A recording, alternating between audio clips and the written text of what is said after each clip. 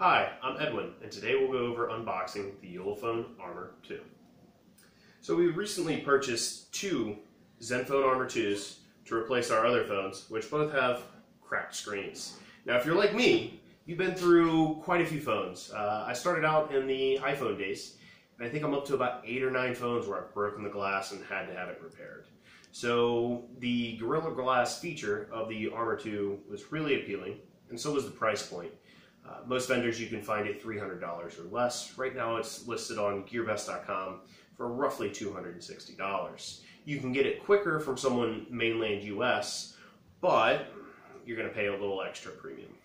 So let's look at what's in the Armor 2, what came with it. We have a little pouch. Looks like it's actually built for MOLLE equipment for military use. We have an adapter here.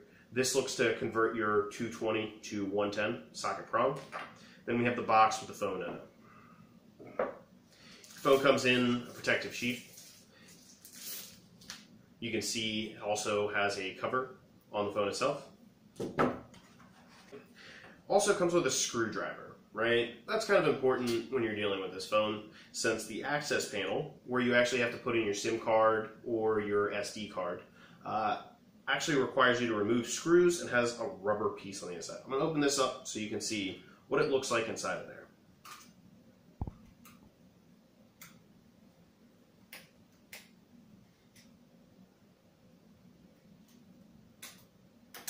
So this is what it looks like once you open that access panel. Now notice you don't really have room to come in with either your SIM card or your SD card for an angle. They didn't give you that. What they did instead is, if you look at these guys, they move and they hinge upwards, right? So you open this hinge to actually put your SD card goes in this slot, and here are your 2 SIM card slots, which are the smaller of the SIM cards. We actually had an adapter with our Cricket SIM cards, so it wasn't an issue for us. Additionally, you can see your power brick, which, if you read the rating on the side, is rated for either 220 or 110, which is one of the first things I checked. You don't want to just put an adapter on a random power brick and just expect it to take the voltage difference. The cable for this phone is a USB Type-C, which means it is reversible, which is super awesome when you're plugging in your phone after you've already turned in the light in your room at night and you want to get it in the first time, instead of doing it 3 times like you do with any normal USB device. Additionally, you have an adapter here which will take previous chargers to a Type-C USB. And since you don't have a real headphone jack, you have a Type-C headphone adapter. The usual user manual and warranty card are included.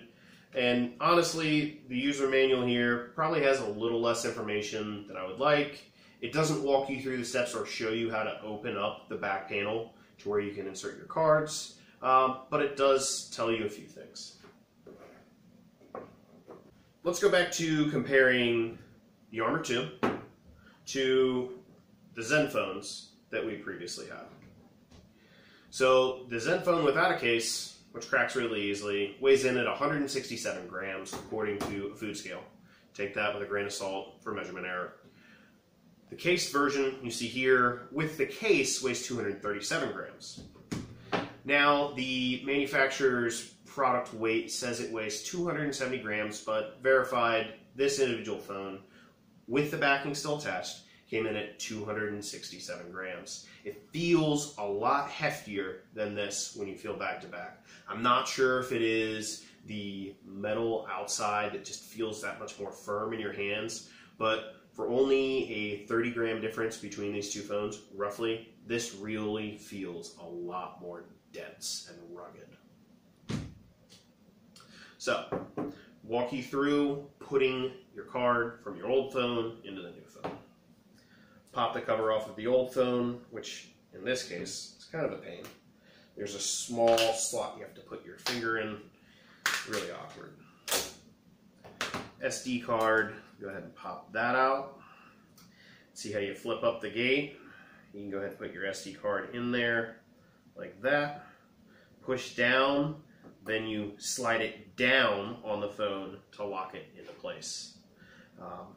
The other awkward part with this old phone is you actually have to remove the battery to get out your SIM card. But this is a Nano SIM card in an adapter. Just a little side note is if you do have a Nano SIM but a normal SIM phone, you should affix a piece of tape to keep it coming out of the adapter. We'll go ahead and get that out of here, out of the way. Now slide upwards to unlock the gate, open it. Put your SIM card in like that, push down, and slide. Now you have both your SD card and your SIM card in your phone. There's two tabs. You insert those, push down, use the included screwdriver, and begin to tighten these screws back up.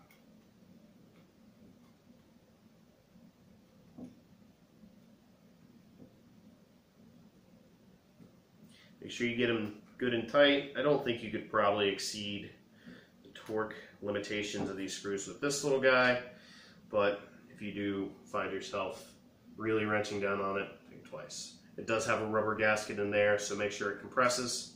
Now let's go over the phone itself in a little bit more detail. Now that we have the card in, you have your cover off.